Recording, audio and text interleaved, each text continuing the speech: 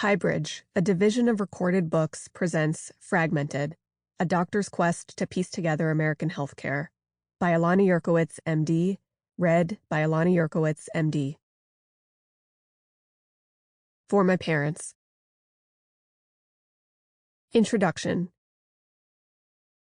A few years ago, I was the oncology doctor on call when I was paged about a new patient in the intensive care unit, or ICU. The patient, whom I'll call Beth Hoover, was weak. So weak that first she struggled to stand from a sitting position, and later had trouble lifting a cup of tea to her lips. Next, the muscles of her jaw weakened, so that chewing solid foods became all but impossible.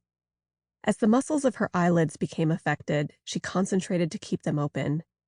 Finally, her diaphragm became too weak to do its job. As she gasped for air in the emergency room, her doctor had no choice. She sedated Beth, inserted a breathing tube down her throat, and connected her to a ventilator. From there, Beth was wheeled on a gurney to the ICU. I was called in because of Beth's underlying bone cancer that she had been battling for the past 3 years. After several kinds of chemotherapy had failed to slow its growth into Beth's lungs, her regular oncologist chose to try immunotherapy, a relatively newer class of medications that uses the body's own immune system to fight cancer. It was just 2 weeks after receiving her first infusion that Beth weakened to the state in which I met her, unconscious, nearly paralyzed, and wholly dependent on life support. Could the medication have caused this? That was the question posed to me. And more important, could it be reversed? I searched the medical journals and found a handful of case reports. Paralysis like this after immunotherapy was extremely rare, it seemed, but a small number of other patients had endured something similar. I had a few ideas for how we could treat her. We could thread a large catheter into a vein in Beth's neck and try to filter the drug out, pulling the harmful agent aside while returning the rest of her blood back to her in a closed loop. We could infuse high doses of intravenous steroids to calm her immune system, which I suspected was overreacting to the drug and counterintuitively hurting her. We could try a medication typically given to help treat other neurologic illnesses that cause weakness. Each treatment carried unique risks, with none guaranteed to work. Shortly after they called me, the ICU doctors also called the palliative care team. They wanted to prepare Beth's family for the possibility that this could be the end. But there was one gaping hole underlying all of these possible plans. This was not the first time Beth Hoover became paralyzed after receiving immunotherapy. The oncologist who had given Beth the medication knew paralysis was a possibility. About 1 year earlier, Beth received a similar drug during a clinical trial in Cleveland and became so weak she needed to be hospitalized in the ICU. But the doctor also knew that Beth had recovered completely enough for her to calmly and decisively agree to give the new medication a try. I promised her that if this happened again, we could treat her, the oncologist told me over the phone. Find out exactly what they did in Cleveland, then do that. I am no stranger to working under pressure.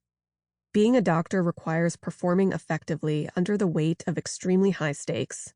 I have led emergency responses to patients whose hearts have stopped pumping and have managed massive transfusions for patients bleeding out. I am accustomed to taking a deep breath, dropping everything else, and getting to work. I confirmed with Beth's son, who was also her healthcare proxy, that Beth would want to try everything possible. I told the ICU attending doctor, whose confidence that Beth could get through this flagged with each passing hour, that I needed a little more time. The clock was ticking, only this time the situation didn't depend on how well I could do chest compressions or halt a hemorrhage. A life was just as much at stake, but it was based on a far more mundane skill, how quickly I could piece together a medical story. There is an assumption in an interaction between a doctor and a patient. It's so basic that it is rarely vocalized. The doctor knows the patient's story and is making decisions based on a set of information that is readily accessible. But anyone who has come into contact with the healthcare system intuits an understanding of medical care as fragmented, and this intuition usually manifests as a question. Don't my doctors talk to each other? This is a book that will answer that question. I am a physician at Stanford Medicine, where I practice internal medicine and oncology. From the moment I became a doctor, I prepared to face profound uncertainties because human life is uncertain. I knew that my patients' symptoms wouldn't fit textbook definitions. I knew I would puzzle over what to do about test results that landed in gray zones. I knew I'd have to synthesize high volumes of information quickly. I also knew that in the face of incomplete or discordant information, I would still have to make hard choices and act. Grappling with these gray zones was a draw for me. I was motivated to be vigilant about evidence, learn something from every patient, and develop the judgment to try to be right as often as possible.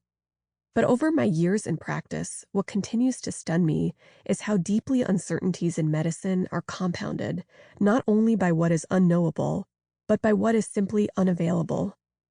Medical records vanish as patients move from one hospital or doctor's office to another. Critical data get lost in a muddled electronic health file. Confusing payment practices block patients' ability to follow up with the same doctor who knows them.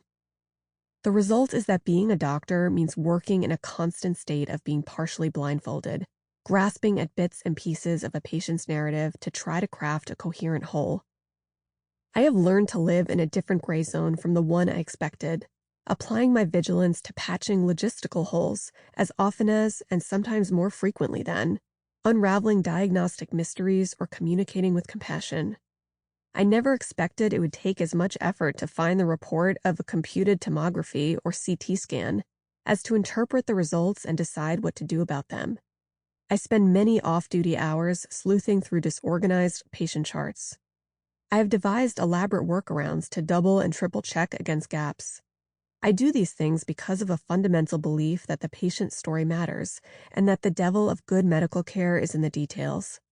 But I also know that despite our best efforts, patients everywhere still slip through the cracks.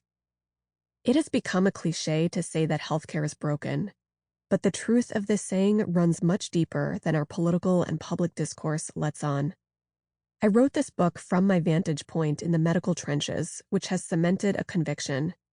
Fragmentation, or the insertion of gaps into a patient's story, which blindfolds healthcare workers to the whole, is the single greatest problem underlying American healthcare. While tying together cause and effect is notoriously difficult in a complex field like medicine, I make the case that fragmentation's fallout is an incalculable and compounding cascade of problems throughout the entire healthcare system. Blood tests, scans, and even procedures are duplicated both within institutions and from one institution to the next. Vital omissions lead to misdiagnoses and suboptimal treatments. Then there's wasted labor. In the absence of a system that reliably connects the dots, an enormous burden falls on doctors, patients, and devoted family members, all of us forced to navigate an administrative maze at the expense of focusing on sickness and healing. The data mirror my experiences. Doctors spend 2 hours on computer tasks for every 1 hour facing patients. Around half of doctors report burnout, with bureaucratic demands listed as the #1 cause. This stayed true both before and during the COVID pandemic. Those saddled with the most clerical tasks are quitting, sacrificing a decade or more of expert training under the crushing weight of not being able to do their work with such incredibly high stakes, well. Meanwhile, patients squeeze in phone calls while tethered to intravenous or IV poles, carry around briefcases worth of data, and repeat their medical traumas to dozens of new faces. Those less equipped to keep their storyline straight undeniably receive worse care. The story of how we got here is complicated. It's a story of misaligned incentives and unintended consequences. But the conclusion is not complicated. Our current healthcare system has failed. The question now is, how do we dig ourselves out? I came up with a plan for Beth Hoover. We asked her son to sign a records release form, faxed it to Cleveland, and within the day had a stack of papers scanned into our computer system as one giant PDF. The fact that we got them so quickly was remarkable, but the hurdles of fragmentation were not yet cleared. Now is the time to dig. The records from just one hospitalization numbered about 100 pages. Some were handwritten and hard to make out. Some were literally upside down. There were many unhelpful comments, patient resting comfortably, hundreds of vital signs, redundant medication lists, and somewhere, buried within, the specifics of a treatment plan that worked. As the doctors in Ohio had done before, we set Beth up for 5 days of plasmapheresis, a procedure that involved removing her blood, filtering out the drug, and returning her blood back to her body. It was not easy. Beth's blood pressure kept dipping dangerously low, and we had to give her extra medications whenever she was hooked up to the machine to keep her blood pressure within a normal range. On the 3rd day, we continued to follow the script we had unearthed by adding a steroid medication through Beth's IV at the same dose that worked in Cleveland. By the 6th day, Beth was breathing well enough on her own that we removed the ventilator. 2 days later, she stood up and stretched. Her arms were strong enough to shake my hand, and as I watched her leave the ICU, I felt like I was walking on air. Beth did well because of medical persistence and luck, but it's all too easy to imagine how it could have gone a different way. Cases like hers bring into focus how American healthcare fragments a patient's story by design. I believe there are 3 parts that converge to create fragmentation, and I divide this book accordingly. The first part centers on data. I investigate record-keeping systems and practices that cause medical records to vanish from one hospital to another, dismantle arguments that seek to keep medical stories out of the hands of the very patients they concern, and probe the ideal division of labor to maintain those stories, not only among patients, doctors, and other staff, but between human and machine. The second part addresses follow-up. This part is based on a simple premise. Effective medical care is rarely a one-and-done situation. Rather, it requires an ongoing relationship. A patient must be able to see the doctor, and a doctor must be able to see her patient. I inspect an insurance system that deprioritizes follow-up in favor of emergencies, examine how 28-hour shifts, a rite of passage for doctors, fracture medical professionals into a revolving caste, and cover an innovative primary care clinic that discovered how to cultivate seamless continuity. The final part focuses on culture. I explore a medical culture that promotes quick fixes over the larger narrative, report on how the specialist lens can splinter teamwork into silos, and ask, as individuals working in a flawed system, how we can best advocate for a patient's full story. What should doctors do, and what can patients do? I began my medical career as a resident in internal medicine, continued as a fellow in oncology and hematology, and am now an attending physician who practices at the intersection of oncology and primary care.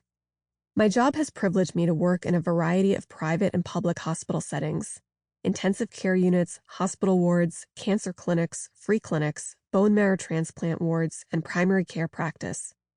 While the problems I describe are those that I personally experienced, there is no doubt that doctors everywhere encounter the same systemic failures. I rotated through these different slices of healthcare over the years to obtain professional breadth, but doing this also gave me the unexpected advantage of seeing how it all fits together and finding ways to compensate for the times when the pieces slip apart. Along the way, I've written about what I've observed for the past decade as a medical journalist. I do my best to blend in this book an insider's account of where we stand with a reporter's curiosity about why. At its core, this is a book about people. Even where I change people's names and personally identifying details, I do my best to tell everything else exactly as it happened, because I believe you have to see what's happening on the ground to understand healthcare for what it is. I didn't seek out fragmentation in medicine. It thrust itself in my way as a recurring lesson I couldn't avoid.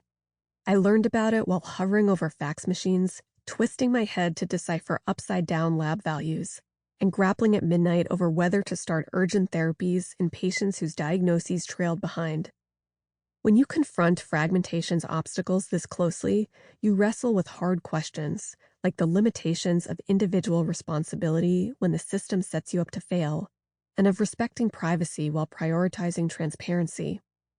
Tackling these questions is bound to provoke disagreement, but I come with a belief that only by making the invisible visible do we have any chance of answering the questions and fixing the problems. The invisible costs of fragmentation materialize everywhere. One spring afternoon while I was working on the hospital wards, I admitted a middle-aged man with chronic kidney disease whose left calf had swelled to twice its normal size. We ordered an ultrasound of his leg, which showed a blood clot in a deep vein, and a CT scan of his chest that showed multiple clots in his lungs. We then ordered some additional tests that homed in on a diagnosis of an underlying blood clotting disorder that required lifelong use of the blood thinner warfarin. We started the medication in the hospital and recommended he take it continuously to prevent such clotting from ever happening again. The hard parts were done. We clinched a diagnosis of a rare disorder and came up with a treatment plan. But fragmented medical care made the next steps endlessly harder. Warfarin requires that a patient get blood work periodically to monitor the International Normalized Ratio, or INR, a measure of how well the blood is thinned, and then to adjust the medication dose as necessary. My hospital had a pharmacist-run clinic devoted to this task, but it couldn't take patients with other complicated medical problems such as his kidney disease. Self-sticks at home were an option, but the patient still needed someone to oversee dose adjustments and prescriptions. He didn't have a primary doctor or a hematologist, and there would be an inevitable gap until he could see one. Someone needed to keep tabs on his INR until then. But who? We cobbled together a marginally feasible plan that called for the INRs to be faxed from the lab to the doctor's workroom, where our teams rotated every month. This plan had to account for yet another common barrier of fragmentation. Most doctors' schedules involve rotating, meaning over the course of weeks, we go back and forth between different settings, such as the hospital and the clinic, among many other iterations. As my rotation on the ward ended, I sat with the incoming doctor and summarized my 20 or so active patients. Then I passed along this extra task, this bizarre workaround for a patient I was about to discharge. She could have easily dropped the ball. She could have said, "That's not my job." She didn't. For the next few weeks, the INRs for that man kept coming to that fax machine, while the new doctor fine-tuned warfarin doses and called the patient with instructions. A highly trained physician was functioning as a human stopgap for a broken system, preventing this man's care from falling through the cracks. In moments when I'm feeling particularly frustrated, when I send faxes into black holes or treat a patient once with no ability to see her again, I think of those INRs. They give me the mixed emotions I write about throughout this book. I am heartened by individual acts that go above and beyond, and I'm disillusioned that it has come to this. My work as a doctor gives me more meaning and purpose than I ever could have imagined. I take the details seriously because I take my patients seriously, and I count myself lucky to work with colleagues who do the same. But celebrating this diligence shouldn't detract from the larger, truly urgent question, is there a better way? Part 1. The Data Dig. Chapter 1. Paper Trails. On a cool April day in 2016, Michael Champion's wife, Leah, noticed that her husband's forehead was drenched in sweat. She took his temperature and couldn't believe the number, 102.4 degrees Fahrenheit. Over the previous weekend, he had been spending more time in bed than usual, but she had hoped he would improve. When Michael became so weak he couldn't even hold up his head, she knew this couldn't wait any longer. She called an ambulance. I was a first-year resident working at the Veterans Hospital in Palo Alto, California, when I got a call to evaluate an elderly vet with a fever. Michael was not able to tell me his symptoms. From his chart, I gathered he had long-standing diabetes. He'd also suffered a stroke several years earlier that left him with a weak right side, slurred speech, and trouble swallowing. He had a permanent feeding tube and required bladder catheter insertions several times every day. Stripped of the ability to interact the way he could before his stroke, he spent most of his time in bed or in his wheelchair. Leah was his primary caregiver. Now she sat by his bedside, coloring in the details of a medical history he was unable to voice himself. She told me how tired and disoriented he seemed. He was pale. It wasn't right. I ordered blood and urine tests that traced his fevers to a multi-drug-resistant infection in his bladder. We treated the infection with antibiotics and worked on techniques for hygienic catheterization.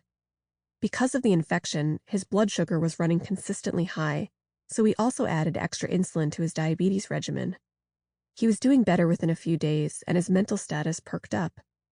Every morning when I asked how he was feeling, he was able to provide 1- or 2-word answers. Several times he gave me a thumbs up.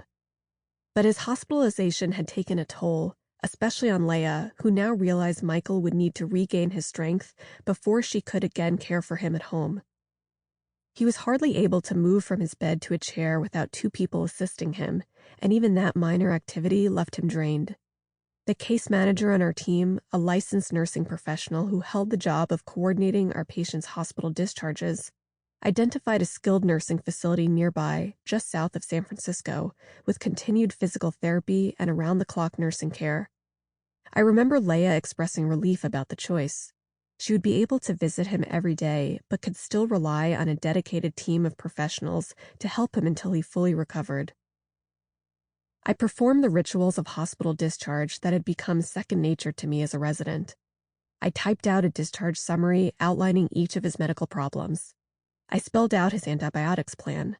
I wrote his new insulin regimen, an additional injection every 6 hours and extra doses with his tube feeds on top of his usual morning dose. I summarized what we were thinking, what we had done, and what needed to be done next. Whenever and however possible, I had learned to bolster that sheet. I used simple and straightforward language. I used boldface type as needed. I double-checked my medication list. I knew this sheet was often the only guidance a nursing facility would receive.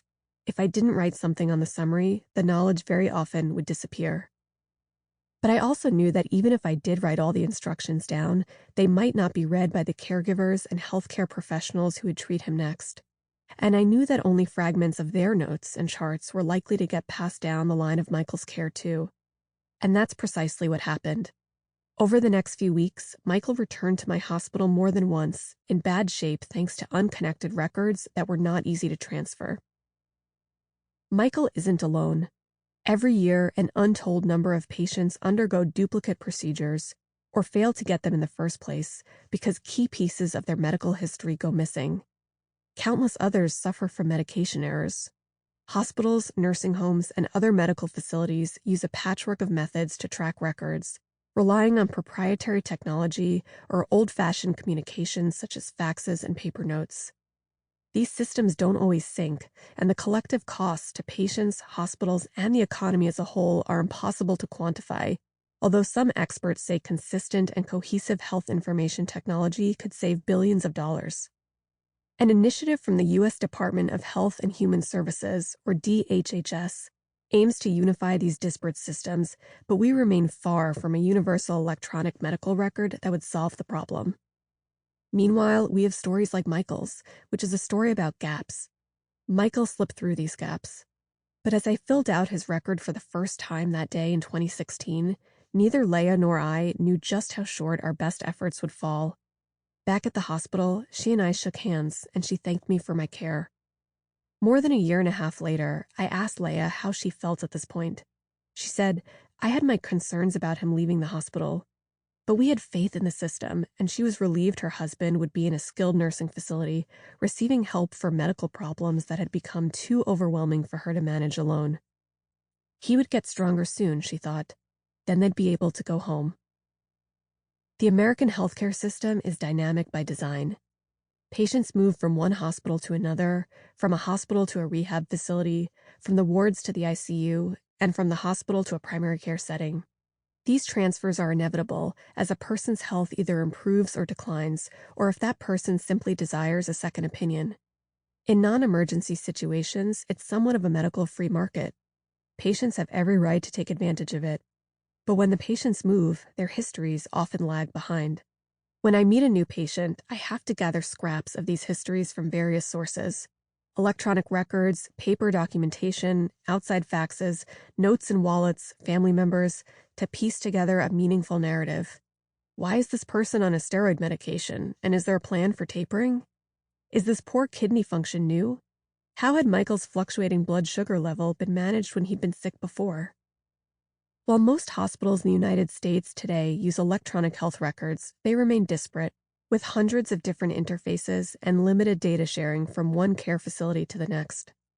While I was Michael Champion's doctor, only 40% of hospitals electronically integrated data from other hospitals outside of their system, and just 30% of skilled nursing facilities exchange data outside their walls, according to the Office of the National Coordinator for Health Information Technology, or ONC, a division of the Department of Health and Human Services. A brief published in 2021 stated that 55% of hospitals could find, send, receive, and integrate outside patient data. Without an easy way to get a patient's full medical files, I must ask where their prior doctors were located, have the patient sign a release form, fax it to the other hospitals, and receive stacks of papers in return. Then I dig in. Unable to use Control-Find on a stack of paper, I sift through several to hundreds of pages to find the few values of importance.